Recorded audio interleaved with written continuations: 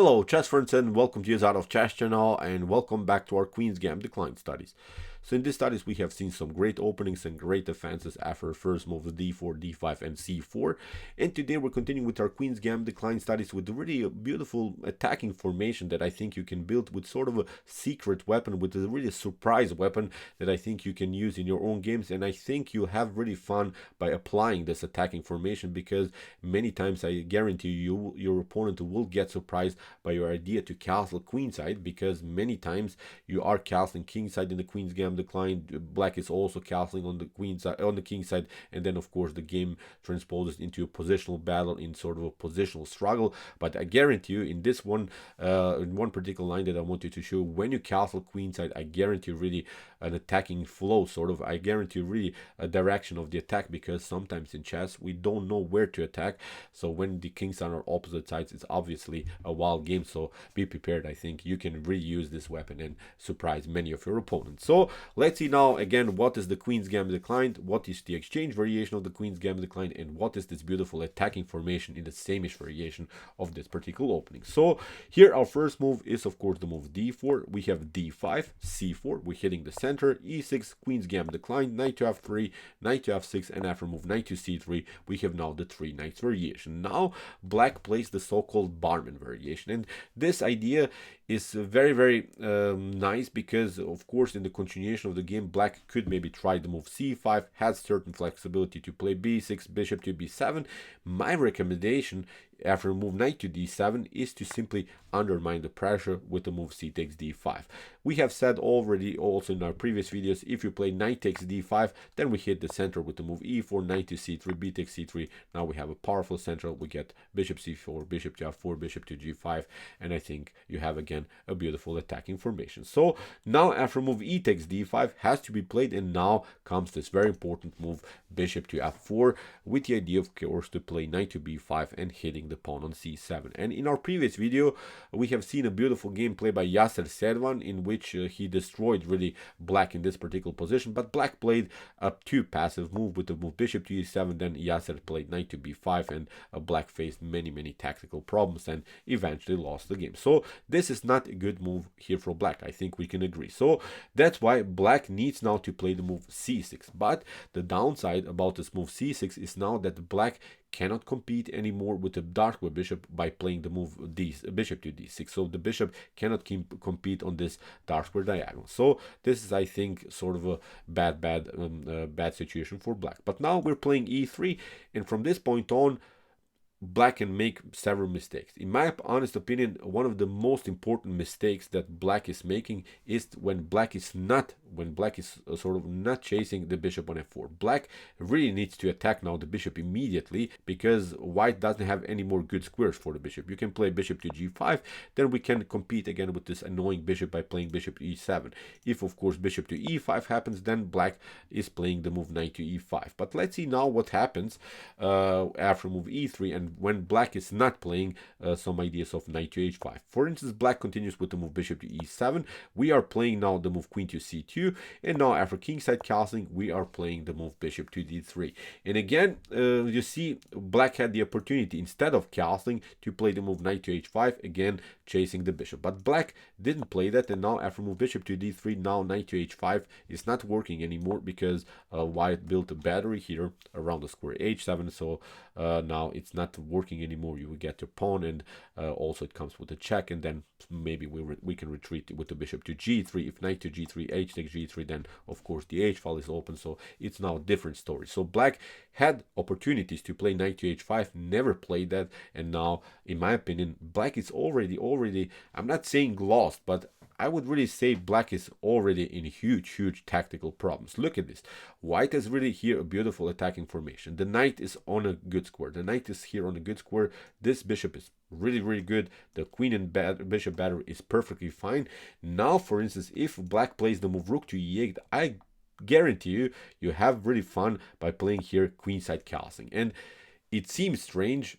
It seems maybe as a mistake. It seems maybe that this is an inaccuracy, and probably if you put some engines on this, it will say you don't do that. But I guarantee you have fun by playing this particular line. I played now I really use this method because I would not show you something that I not use myself. And from this point on, be prepared how really direct this game is. Now you just have an attacking flow, and you of course know the direction of the attack. The direction of the attack is of course obviously the king side, and now we just start to push the pawns. You don't have to, I think, even be so accurate here. You just start to push the pawns, and you're trying to open the position. You're letting here the position explode. The problem, I think, here for black is that black cannot even play the move c5 here, because look at this. You want to, of course, to break the position by playing c5, but now of course knight to b5 happens. If for instance here b5 happens, we have even some opportunities to play knight to b5. Look at the c takes b5, bishop to c7 is for instance also an opportunity. So that's, I think, really beautiful, because black cannot attack you immediately. That's, I think, something that we can agree.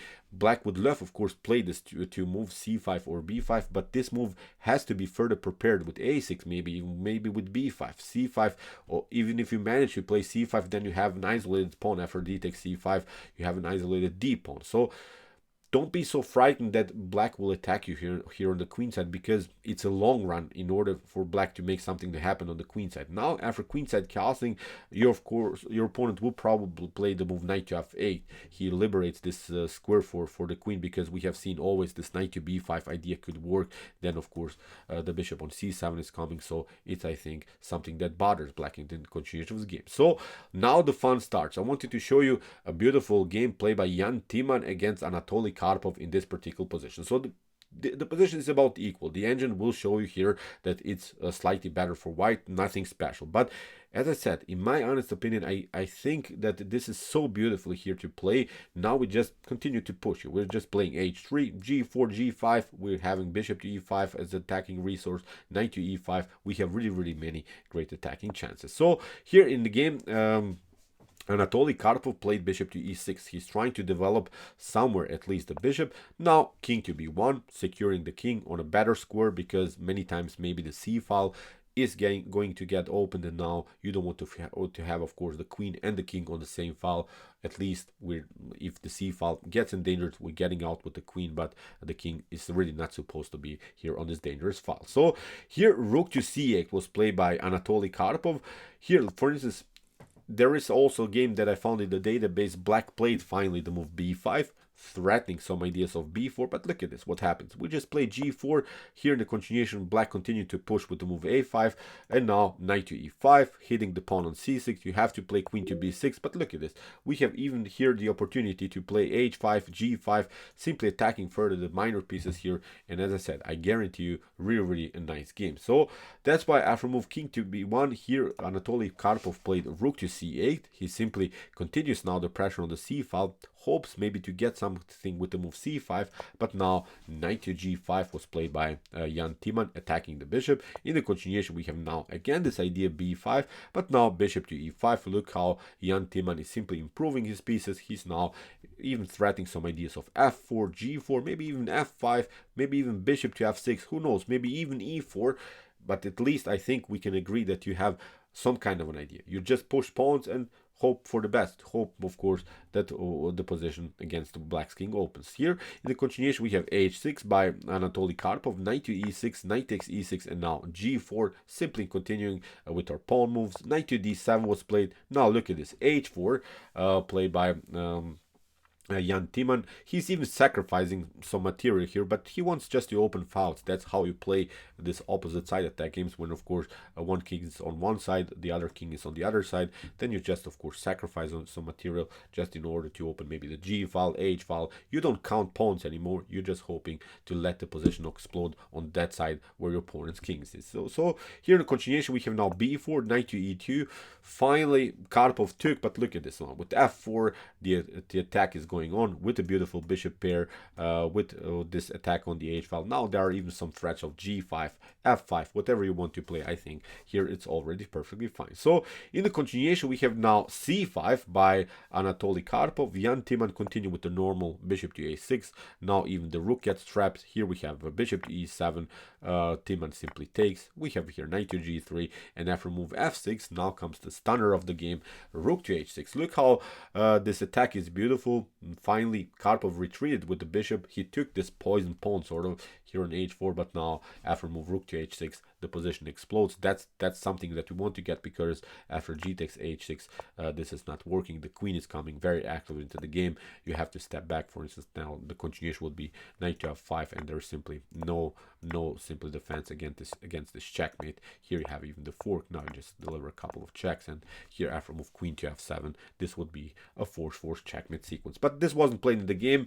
Karpov sensed the problems after move rook takes h6. We have here now knight to f8, but now Timman simply retreats, keeps now the bishop on e5 hanging, doesn't matter, we'll just play a beautiful rook battery here on the h file, and white is winning the game for sure. So in the game, c4 was played here. Karpov is trying to somehow open the position on the queen side, but it's simply too slow. I think we can agree that white was much faster on the attack. We have now knight to f5, a beautiful square here for the knight. F takes e5, f takes e5, queen to c6, rook to h1, knight to g6, and now again a beautiful move, cutting off the connection between the queen and the knight. We have knight to f8, knight takes e8, and after a couple more moves, Anatoly Karpov simply resigns. So I don't want to show you now really the whole game. That's not the point of this video. We want to have at least some kind of a formation, at least some kind of an idea. As I said, now it's very crucial here to castle queenside. So this is, in my opinion, really a nice formation.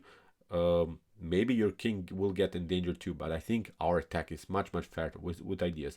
h3, g4, knight to e5, bishop to g5, knight to g5. So as I said, we'll just let this pawn roll, and I think you will have fun for sure. So let's see now another game. I wanted to show you again a beautiful attacking idea. It's Nukim Rashovsky against Anatoly Donchenko. Here again with the same idea, bishop to d3.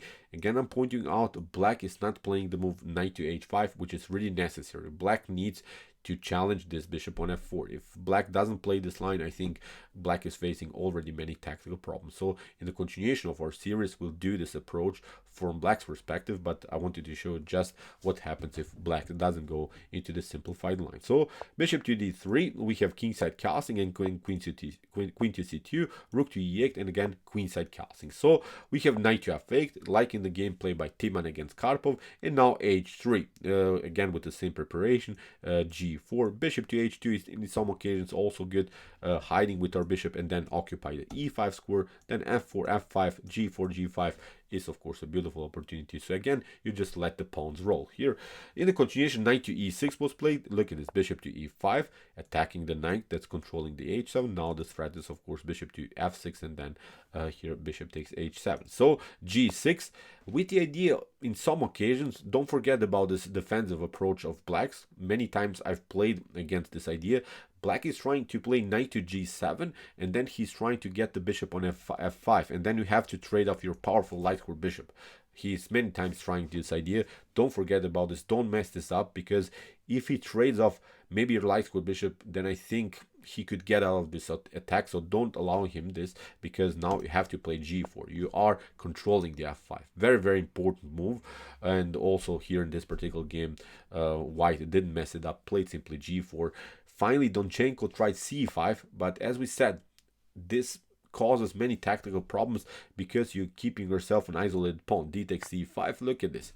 The d file is open. Now the pawn is on d5 is weak. The knight on f6 is attack that is controlling the d5. So in my opinion, already again a messed up position here for black. So in the continuation, bishop to c5, bishop to b5, attacking the rook, rook to f8. Now g5 attacking. Now we have here bishop to d7, bishop to d7. Now the pawn is hanging, and here Donchenko tried bishop to e7, trying somehow to get an attack here on the c file. Here in this particular game, white didn't even secure the king on b1, but look how tricky one move was. Bishop to f6 actually is winning the game, because if you of course don't react first, would simply take out this bishop. So in the continuation, rook to c8 was played, but now look at this, knight to e7 is coming with a beautiful fork. You have to step back and will simply pick up the rook. So here you have to even give up the queen. So it's simply game over here for black. So as I said, this is the way to go.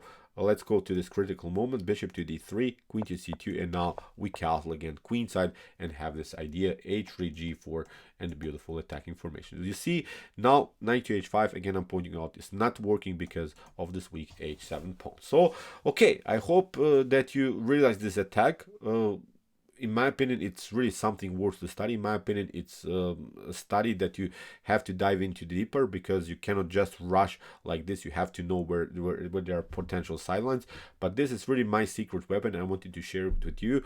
Although it's maybe really not, I have to point it out because I want for you to make this decision if you want to play this line. But this is maybe not the suggested move by top engines, but in my opinion, you have this opposite side attack game played by the kings, which you don't have many times in the Queen's Gambit Declined, or maybe in d4 play. When you're playing d4, you're not reaching this Sicilian positions that are common to launch this kingside attack and similar stuff. Now I think at least we have a position where we can attack the king by playing h3 g4 by this beautiful piece activity, and it's not the worst position for white. It's just a continuation that, for instance, the Stockfish 15 engine is not suggesting, but I still would suggest for you to play, because I think it's a direct method. At least you know where to attack. And you see Anatoly Karpov, for instance, the legend, forgot about this attack, or maybe he wasn't even familiar with this attacking idea. Queenside castling is really a beautiful choice here, in my honest opinion. So okay, I hope that you enjoy this approach, and I hope that you would use maybe some of these methods in your own games. If you want to see more about the Queen's Gambit Declined and also about the Saemisch variation, check out our whole playlist. Here's the link of our d4 series. And if you like this content, don't forget to subscribe to my channel. See you soon with some more videos, and what to say, chess is the best, of course.